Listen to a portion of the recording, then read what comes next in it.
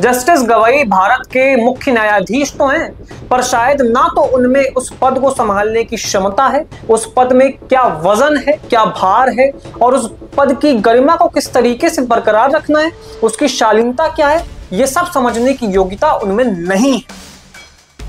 क्या डिमांड थी उस पेटिशनर की, जो विष्णु भक्त था, जिसने जावेरी टेम्पल जो कि खजुराहो में है, उसमें जो भगवान विष्णु का आइडल है 7 फुट का, जिसका सिर नहीं है, मुगल इन्वेशन के दौरान उसको तोड़ा गया था।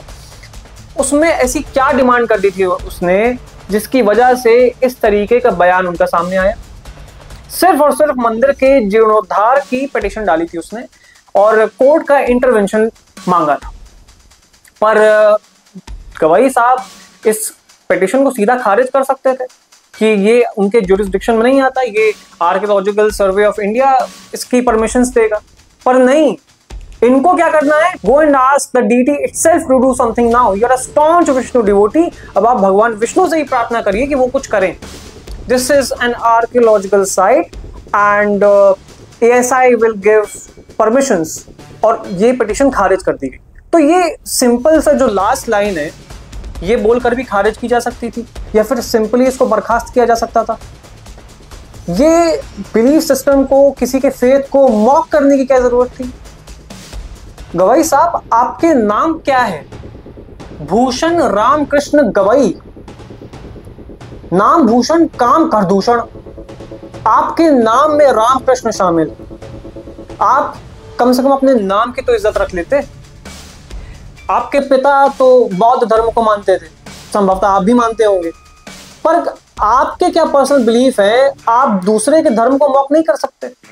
आप इस पोजीशन पर बैठे हुए हैं, आप भारत के मुख्य न्यायाधीश हैं, और उस पोजीशन पर बैठकर इस तरह की गटर लैंग्वेज का इस्तेमाल करना, गटर छाप बातें करना, ये शोभा नहीं देता भारत के चीफ जस्टिस को। प्लस इतनी लंबी जुबान जो आपकी निकली है विष्णु इस विष्णु आइडल के लिए, जो कि खंडित भगवान विष्णु की प्रतिमा है, इसके लिए आपकी इतनी लंबी जुबान निकली है। कभी दूसरे मजहब और धर्मों के लिए निकली है कभी? क्या आप निकाल सकते हैं? ब्लास्फेमी में सर तन से जुदा के नारे निकलेंगे और पूरा सुप्रीम कोर्ट घेर लिया जाएगा। इतनी हिम्मत दूसरे केसेस में भी दिखाया करिए। सिर्फ ये जो हिंदुओं के केसेस हैं, जो हमारे बिलीफ सिस्टम है, इन्हीं के अगेंस्ट आपके इस तरीके के शब्द निकलते हैं, स्टेटमेंट्स निकलते हैं, और कोई भी जज हो, कोई भी न्यायाधीश हो, वो इसी तरीके के स्टेटमेंट्स पास करता है।